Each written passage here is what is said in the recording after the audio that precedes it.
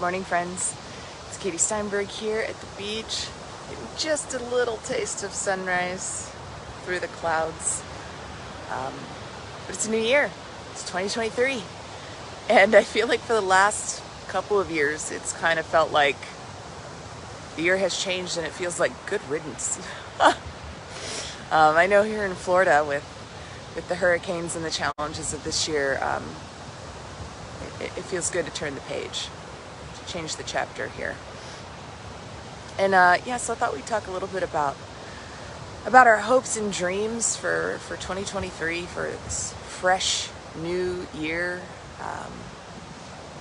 but also a little bit about expectations, which are a different thing.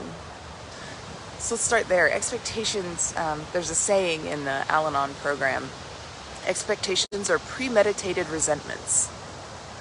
There's a way in which when we form expectations, we hold on to them. We expect that they will be fulfilled, generally externally.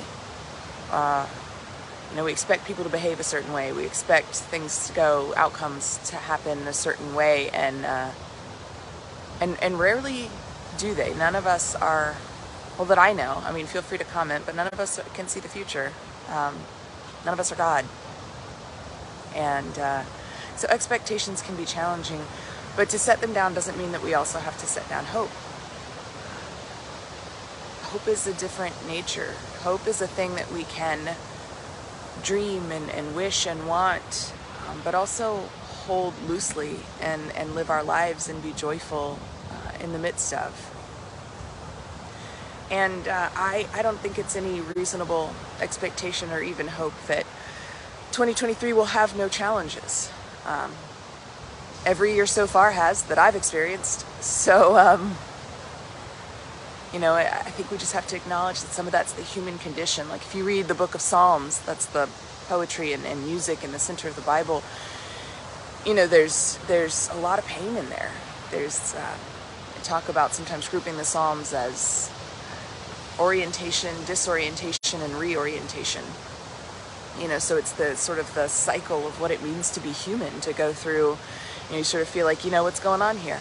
And then everything just goes bananas. And then we reorient and we find a new way forward. And I think that's part of the invitation of a new year that happens in the middle of winter, just as we've passed the solstice, just as the days begin to get a little longer and the light returns.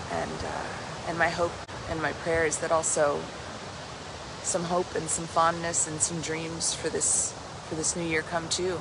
And even if we look at the example of Jesus, right? Jesus wept. I wish there was more about Jesus laughing. I'd take a chortle, anything.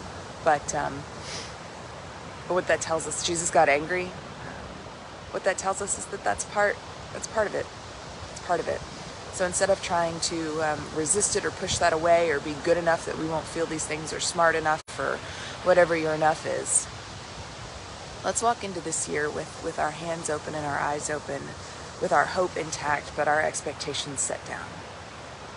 What might happen if we could do that? I invite you to comment if you like with a hope or a blessing or whatever, if you choose a word or a mantra for the year. Let's share those. I'll put mine, but I'll tell you out loud too. Mine for 2023 is relief.